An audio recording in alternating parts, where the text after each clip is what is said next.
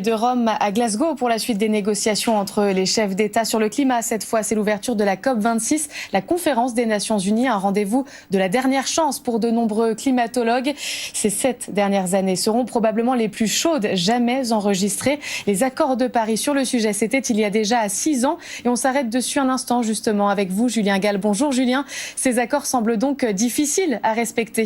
Oui, il y a des difficultés, effectivement, à commencer par la première difficulté qui est de respecter les objectifs de réduction de gaz à effet de serre. Alors, en fonction des ressources des États, ces gaz à effet de serre, cette réduction des gaz à effet de serre, est calculée. Pour commencer, dans la plupart des pays de la COP 21, ces objectifs ont été nettement insuffisants. Les efforts ont été nettement insuffisants pour respecter l'accord de Paris. Pourtant, il y a des solutions simples, à commencer par passer d'une voiture diesel à une voiture électrique, ou bien encore passer d'une chaudière à mazout à une isolation refaite et une pompe à chaleur, ou bien réduire ses voyages en avion long courrier. La deuxième difficulté, évidemment, c'est l'augmentation de la température de la planète. Avec les politiques actuelles, si on continue comme ça, l'augmentation de la température sera de l'ordre de 3 degrés d'ici à 2100, alors que les scientifiques préconisent plus 1,5 degré maximum d'ici à 2100. Et puis la troisième difficulté, ce sont les aides aux pays en développement qui étaient prévues dans l'accord de Paris. Il y avait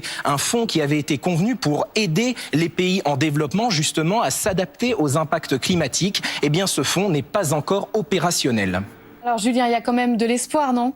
Oui, il y a des espoirs. Le premier espoir, pour commencer, c'est la neutralité carbone. La neutralité carbone, il y a 100 États, 1000 acteurs non étatiques et 1500 entreprises qui se sont engagés à passer à la neutralité carbone. Alors la neutralité carbone, c'est ne pas émettre davantage de gaz à effet de serre que, par exemple, les forêts ou les prairies ne peuvent en absorber. Alors l'un de ces États, celui qui fait le plus de promesses en termes de neutralité carbone, c'est la Chine. La Chine, qui est le premier émetteur de gaz à effet de serre, et bien pourtant la Chine s'engage à une neutralité carbone avant 2060, la neutralité carbone totale. Deuxième espoir, l'économie bas carbone. L'accord de Paris en 2015 crée des conditions pour mettre en place des solutions bas carbone et des marchés bas carbone, notamment l'installation de panneaux photovoltaïques ou encore de voitures électriques. Et puis enfin, troisième espoir, la COP 21 a permis de se faire mobiliser la jeunesse ou la société civile qui engage des actions en justice désormais pour le climat, comme par exemple